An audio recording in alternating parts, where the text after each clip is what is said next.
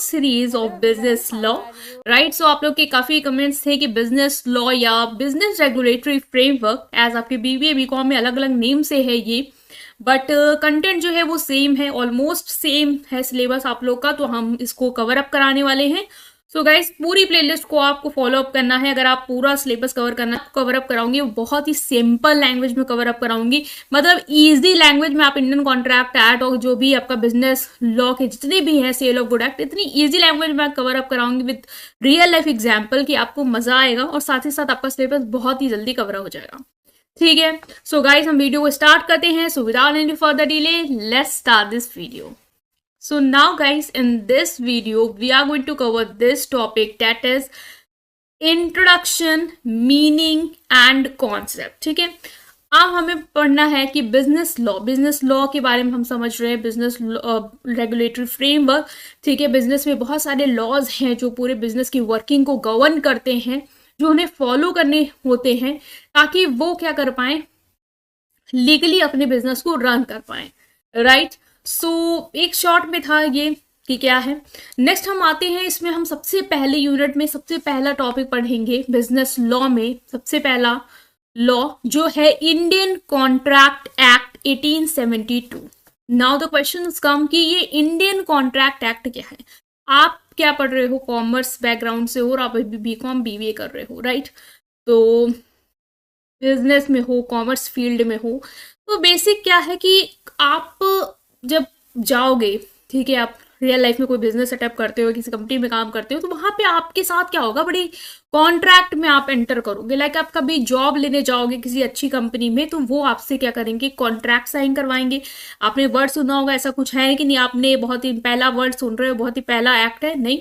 आप कॉन्ट्रैक्ट में एंटर करते हो। कॉन्ट्रैक्ट बेसिकली क्या होता है, जैसे आप कभी एम्प्लॉयमेंट लेने गए तो वहां पे वो आपसे साइन करवाते हैं कि सर ये आप यहाँ पे जॉब कर रहे हैं, सो ये लीजिए, ये कॉन्ट्रैक्ट है, इसमें टर्म्स एंड कंडीशन लिखी हुई है, आपकी सैलरी क्या होगा, आपका पैकेज क्या होगा, कितने दिन आना है, कितने दिन जाना है, कब तक करनी है, और अगर छोड़ देंगे तो क्या आपको हर्जाना भुगतना पड़ेगा।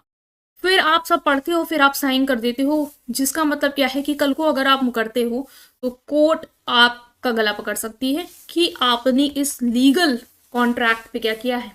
कॉन्ट्रैक्ट ऑफ कोर्स लीगल है, तभी तो वो कॉन्ट्रैक्ट है।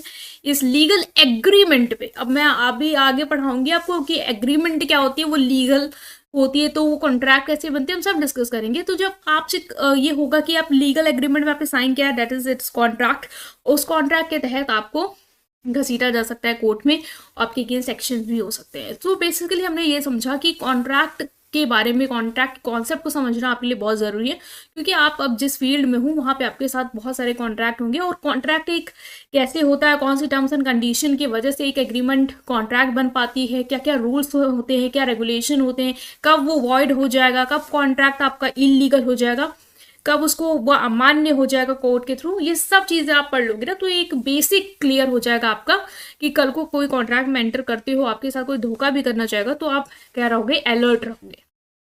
ठीक है, तो ये हो गया कि क्यों पढ़ना है। पहले वीडियो में ज़्यादा मैं समझाती हूँ इंट्रोडक्शन पार्ट में, अदरवाइज बाकी वीडियो में मेरा कंटेंट जो है स्ट्रेट फॉरवर्ड रहता है, तो थोड़ा समझ लो। ठीक है, नेक्स्ट इज इंट्रोडक्शन की बात करेंगे कि इंडियन कॉन्ट्रैक्ट एक्ट कहाँ से आया, 1872। तो Indian contract act governs law related to contracts in India. भाई भारत में जितने भी कॉन्ट्रैक्ट्स होते हैं उनको ये क्या करता है, गवर्न करता है।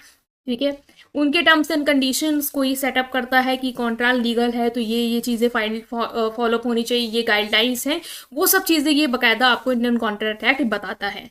ये एक्ट जो है वो पास किसने किया था, British India, and it's based on the principle of English common law. English common law, जो इंग्लिश का कॉमन लॉ है, उसके प्रिंसिपल्स पे ये हमारा जो है बेस्ड है। तो ये कुछ आपको पॉइंट याद होने चाहिए कि इंडियन कॉन्ट्रैक्ट एक्ट बेसिक कब आया, ठीक है, किस चीज़ के लिए आया, कहाँ से पास हुआ, ये थोड़ा बहुत याद रखो। The act is applicable to whole of India including Jammu and Kashmir. Jammu and Kashmir में भी अब एप्लीकेबल है, पूरे इंडिया में, पूरे भारत में लागू है। ठीक है, the act came into effect from 1 September, क्या कहें, 1 September 1872 and applies to all contract in India. भाई इंडिया में जितने भी कॉन्ट्रैक्ट हैं सब में अप्लाई होता है। और आया कब, लागू कब हुआ, ये आया इफेक्ट में कब आया, इम्प्लीमेंट कब हो गया, काम करना शुरू कर दिया 1 सितंबर 1872। ठीक है, तो ये आ गया इफेक्ट में। तो ये कुछ मेजर पॉइंट है, एमसीक्यू अगर आते हैं ना तो ये यहाँ से बन जाएंगे आपके। तो नेक्स्ट हम आते हैं कि कॉन्ट्रैक्ट क्या होता है ना। तो क्वेश्चंस कम कि व्हाट इज कॉन्ट्रैक्ट। तो अब हम क्या करेंगे, वन बाय वन इन पूरे टर्मिनोलॉजी को समझेंगे एंड हम आएंगे कॉन्ट्रैक्ट पे, बिकॉज ये इन सारे टर्मिनोलॉजी से भी आपकी हर यूनिट, मतलब ये जो यूनिट उसमें हर सब टॉपिक है जिससे क्वेश्चंस आते हैं। तो सबसे पहले एक एग्जाम्पल लेते हैं, रियल लाइफ एग्जाम्पल। लाइक देखो, जैसे आप ये पिक्चर देख पा रहे हो, इसमें आपको लग रहा हो कि ये एक मूवी का पूरा क्लिप्स लगा दिए मैंने, बट यही आपको समझा देगा कि कॉन्ट्रैक्ट क्या होता है। बट ये जो कॉन्ट्रैक्ट है ना, ये मैं एक रियल लाइफ एग्जाम्पल से बता रही हूँ। ऐसा नहीं है कि ये ठीक है कि आप इसको एकदम बिजनेस वाले कॉन्ट्रैक्ट वाले से जोड़ो, उसमें काफ़ी टर्म्स एंड कंडीशन वगैरह होती है। तो एक रियल लाइफ कॉन्सेप्ट है जो आपको ईजी सिंपल मैं एक समझाने के लिए बता रही हूँ, ठीक है। तो उसको एज इट इज़ मतलब ऐसे ही लीजिएगा जैसे मैं एग्जाम्पल बोल रही हूँ, ठीक है।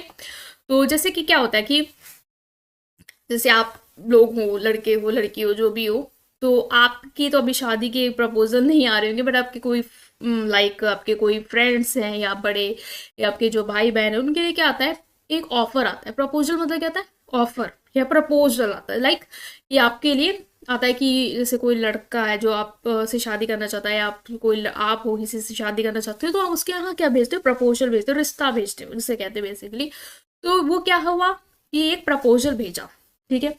फिर जब प्रपोजल सामने वाले घर वाले को पास जाता है, उनके मम्मी पापा को, जैसे यहाँ आप देख पा रहे हो, डिस्कस करते हैं, तो आप बताते हो, रखते हो अपना प्रपोजल, आपने उनको रखा कि मैं आपकी बेटी से शादी करना चाहता हूँ, ठीक है। अब आपने उनका प्रपोजल रख दिया, अब वो क्या करेंगे, आपके प्रपोजल को सुनेंगे, समझेंगे, और उसके बाद अगर आप चाहोगे क्या करें, वो एक्सेप्ट करें, ठीक है, या तो फिर वो एक्सेप्ट नहीं करेंगे, जो भी हो केस कुछ भी हो सकता है। फिर उन्होंने क्या किया, मान लो एक्सेप्ट किया आपके प्रपोजल को कि ठीक है, आपने कि बता दिया आपने, मैं सरकारी नौकरी है या फिर बहुत बड़े कंपनी में काम करता हूँ और इतनी सैलरी, इतनी वो है, इकलौता हूँ, फलाना फलाना, जो भी अपना इम्प्रेस करने के लिए बोलना था, हमने बोल दिया। प्रपोजल वहाँ से क्या हुआ, एक्सेप्ट हो गया कि हाँ ठीक है भाई, चलो सही है। फिर क्या हुआ, फिर जब आपने उन्होंने एक्सेप्ट कर लिया, आपने ऑफर कर दिया, दोनों लोगों ने जो भी टर्म्स एंड कंडीशन थी वो एक दूसरे की मानी समझी और एक सेम पेज पे आ गए आप, जहां आप भी सहमत हो, वो भी सहमत है। तो वो क्या हो गई, आपकी एग्रीमेंट हो गई कि हाँ नाउ हम प्रॉमिस कर रहे हैं कि हम क्या करेंगे, शादी कर लेंगे, ठीक है। मतलब आपने अपना प्रपोजल रखा, उन्होंने एक्सेप्ट किया और आप दोनों लोग क्या आ गए, सेम पेज में आ गए। आप शादी करना चाहते हो, वो रिश्ता एक्सेप्ट करने को तैयार हो, लड़की देने को तैयार है, आप लड़के देने को तैयार हो, और वो क्या हो गई, एक एग्रीमेंट हो गई। फिर जब ये एग्रीमेंट आप एक लॉ के, जैसे इंडियन कॉन्ट्रैक्ट एक्ट के तहत की जो रूल्स एंड रेगुलेशन है उसको फॉलो अप करते हुए जब आप इस एग्रीमेंट को पूरा करते हो, ठीक है, इस एग्रीमेंट को फॉलो अप करते हो, तो वो क्या बन जाता है, कॉन्ट्रैक्ट बन जाता है, ठीक है। बेसिकली वो क्या बनेगा, कॉन्ट्रैक्ट बनेगा। तो जब वो इन्फोर्सेबल बाय लॉ हो जाता है, मतलब कि कल को यही एग्रीमेंट आप कहीं कोर्ट में भी लेके जाते हो कि हाँ हमने तो ये दिया था, इन्होंने एग्रीमेंट की थी, अभी देखो ये अपनी बात से पीछे हट रहे हैं, तो फिर क्या होगा, कोर्ट जो है वो अगेंस्ट एक्शन लेगी उस पार्टी के जो अब मुकर रहा है, क्योंकि भाई उसको आपने लीगली उस टर्म्स एंड कंडीशन के थ्रू फॉलो करते हुए, उस कॉन्ट्रैक्ट एक्ट की कंडीशन को फॉलो करते हुए आपने वो एग्रीमेंट करी है। Now it is enforceable by law, आपके दोनों के साइन है। नाउ यू कांट से कि नहीं हमने तो ये कहा ही नहीं था, ठीक है। वो क्या हो गया, कॉन्ट्रैक्ट हो गया। तो कल को आप कोर्ट के पास जाते हो तो वो आपको क्या करेगा, हेल्प करेगा। तो ये तो एक सिंपल सा एक मजाक में एक एग्जाम्पल था शादी वाला। ये सब चीज़ों में आपको पता है कि कोई ऐसा कॉन्ट्रैक्ट नहीं करते हैं आप, ठीक है।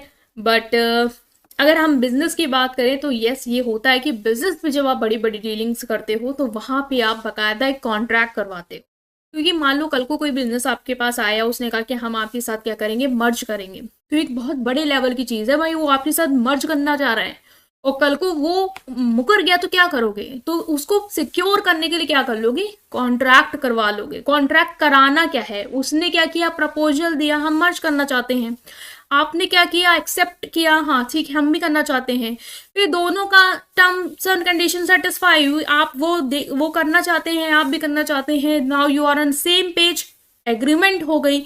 अब इसी एग्रीमेंट को भाई पेपर वर्क करा लो, इंडियन कॉन्ट्रैक्ट एक्ट के रूल्स रेगुलेशन को फॉलो अप करते कॉन्ट्रैक्ट बना लो, उसके बाद कल को वो पीछे हटता है या आप हटते हो तो कोर्ट जाके मैटर सॉल्व कर लेना, ठीक है, लीगल हो जाएगा, आपको नुकसान नहीं होगा कल की डेट पे कि आप कहोगे मैं तो सड़क पे आ गया कि मैंने इनकी बात मानी, ये तो पीछे हट गए, ये तो चले जा रहे हैं, इनका तो बिजनेस आगे सेटअप हो जाएगा, मैं कहाँ जाऊंगा। नहीं भाई, इस केस में आपकी कोर्ट मदद करेगा, ठीक है, आपको रेमेडीज देंगे।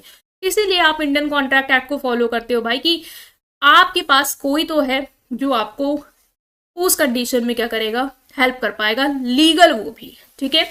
तो बेसिक कॉन्सेप्ट क्लियर हो गया होगा इंडियन कॉन्ट्रैक्ट का।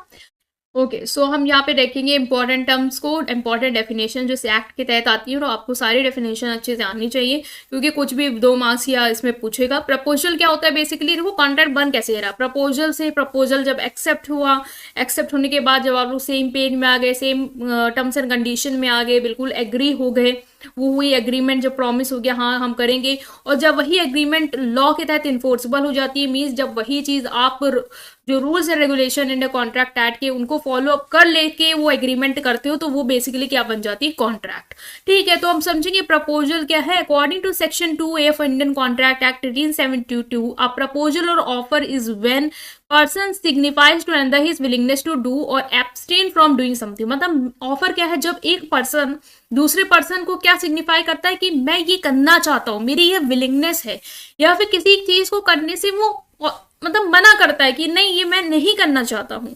वो ऐसा क्यों कर रहा है, वो क्यों आपको बता रहा है कि मैं ये करना चाहता हूँ या मैं ये नहीं करना चाहती, इसलिए बताता है ताकि वो आपका एसेंट पा पाए, मतलब आपकी हाँ या ना पा पाए उस बात पे जो वो आपको बता रहा है, ठीक है, टू सच एन एक्ट, ठीक है, ताकि जो भी वो एक्ट है, ये एब्सटेंस है, उसके अगेंस्ट जो भी है उसके लिए जो है वो आपकी कंसेंट को ले पाए, अगेंस्ट नहीं, उसकी जो एसेंट है वो ले पाए, सहमति बेसिकली आपकी ले पाए, ठीक है। जैसे मैंने आपको बताया कि एक वाला एग्जाम्पल था जो हमने इजी थोड़ा मजाक में लिया कि शादी का प्रपोजल आया, तो शादी के लिए आपको जो लड़के वाला था उसने विलिंगनेस दिखाई कि हाँ हम करना चाहते हैं, क्यों उसने ये ऑफर रखा था कि वो आपकी राय ले पाए, आपकी एसेंट ले पाए उस ऑफर के लिए, ठीक है। तो प्रपोजल बेसिकली क्या है, when one person signifies to another, जब एक पर्सन दूसरे को दिखाता है, सिग्निफाइज करता है कि मैं ये इच्छा है मेरी कि मैं ये करना चाहता हूँ या मैं ये नहीं करना चाहता हूँ, ताकि वो दूसरे की एसेंट ले पाए,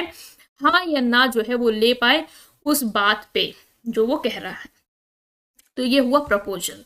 दूसरा है एक्सेप्टेंस। क्या होता है, section 2B, acceptance as per section 2B is when the person to whom the proposal is made signifies his assent and when accepted became a promise.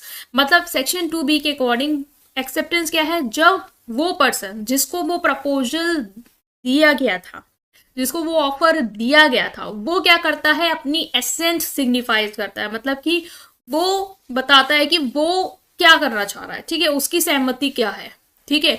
और अगर वो उसको सहमति के साथ एक्सेप्ट कर लेता है तो वो क्या बन जाता है, प्रॉमिस बन जाता है कि हाँ मैं ये करूंगा। लाइक मैंने आपको ऑफर दिया और आपने ऑफर को क्या किया, एक्सेप्ट किया। लाइक मैंने आपको बोला कि मैं जो है वो अपनी बाइसिकल सेल करना चाह रही हूँ, वो ऑफर था कि मैं अपनी बाइसिकल सेल करना चाह रही हूँ, क्या आप लोगे, तो आपने उसको क्या किया, एक्सेप्ट किया।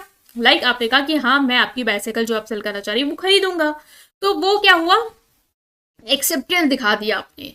Next is agreement. Section 2E defines an agreement as every promise and every set of promise forming the consideration for each other in simple term when two or more person agree upon the same thing in the same manner।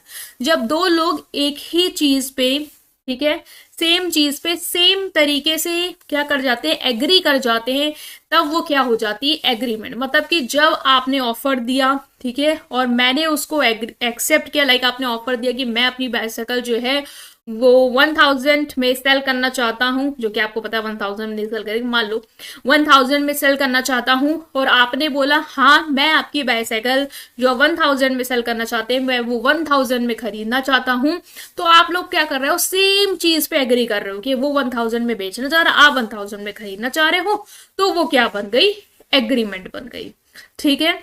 तो in simple word agreement is equal to offer plus acceptance. जो अब offer आया उसको आपने accept कर लिया, वो basically क्या हुई, एग्रीमेंट, ठीक है। नेक्स्ट आता है contract. According to section 2H, तो contract is an agreement, agreement ही है कॉन्ट्रैक्ट, लेकिन वो एग्रीमेंट जो लॉ के थ्रू क्या हो जाए, इन्फोर्सिबल हो जाए। मतलब कि एग्रीमेंट कॉन्ट्रैक्ट तब बनती है जब वो लॉ के द्वारा क्या हो, इन्फोर्सिबल हो। Meanings the parties can go to court to seek the remedies in case of a breach. मतलब कल को वो एग्रीमेंट टूटती है तो आप कोर्ट के पास जा सकते हो और रेमेडीज ले सकते हो, बिकॉज जो एग्रीमेंट आपने करी थी वो इंडियन कॉन्ट्रैक्ट एक्ट की rules and regulation and guidelines को फॉलो अप करके करी थी, इसलिए वो कॉन्ट्रैक्ट बिल्कुल वैलिड था। कल को कोर्ट में जाओगे, कोर्ट आपको क्या करेगा, हेल्प करेगा अगर कोई भी आपके साथ नुकसान हुआ है तो, ठीक है, कोई भी धोखा हुआ है तो in simple word contract is equal to agreement plus enforceability. मतलब जब वो एग्रीमेंट इन्फोर्स हो जाती है तो वो क्या बनता है, कॉन्ट्रैक्ट बनता है। और एग्रीमेंट किससे बनता है, जब वो ऑफर एक्सेप्ट हो जाता है और आप सेम चीज पे सेम मैनर में एग्री कर जाते हो तो वो हो जाती है एग्रीमेंट। तो आई होप ये बेसिक जो है वो इंडियन कॉन्ट्रैक्ट एक्ट का आप समझे होंगे। ठीक है, बेसिक समझना बहुत जरूरी है, बिकॉज ये अगर समझाना तभी आप आगे की चीजें समझ पाओगे, अदरवाइज आप आगे नहीं समझ पाओगे। तो इसको जरूर देखना, एक दो बार देखना अगर ना समझ में आ रहा हो। बट मैं सिंपल बता रही हूँ, इंडियन कॉन्ट्रैक्ट एक्ट कब आया, कैसे आया, किसने पास किया, कहाँ कब लागू हुआ, ये देख लेना। फिर आता है कि कॉन्ट्रैक्ट कैसे बना, मैंने बताया आप कुछ ऑफर करते हो, फिर सामने वाला जिसको आपने ऑफर किया वो आपके ऑफर को एक्सेप्ट करता है, मतलब एसेंट दिखाता है कि हाँ मैं ये करूंगा जो आप कह रहे हो। जब जो आपने कहा और उसने सेम चीज में उस चीज को एक्सेप्ट कर लिया, वो क्या बन गई, एग्रीमेंट बन गई। और जब यही एग्रीमेंट आप इन्फोर्स कर सकते हो लॉ के थ्रू, मीन्स ये एग्रीमेंट आपने लॉ के rules and terms and condition को फॉलो करके बनाया है, तभी ये बन जाता है कॉन्ट्रैक्ट। इट मीन्स कल को कोर्ट जाओगे रेमेडीज लेने तो वो आपको हेल्प करेगा, बिकॉज वो वैलिड होगा। अगर टर्म्स एंड कंडीशन को फॉलो करके नहीं बनाओगे तो वो कॉन्ट्रैक्ट ही वॉइड, एग्रीमेंट ही वॉइड होगी। तो कल को कह देगा भाई ये एग्रीमेंट जो बनाई वही आपने इलीगल बनाई, तो ये कॉन्ट्रैक्ट ही नहीं है, तो हम क्यों मदद करें, कोर्ट नहीं सुनेगा आपकी। इसलिए जरूरी है, ठीक है। सो आई होप आप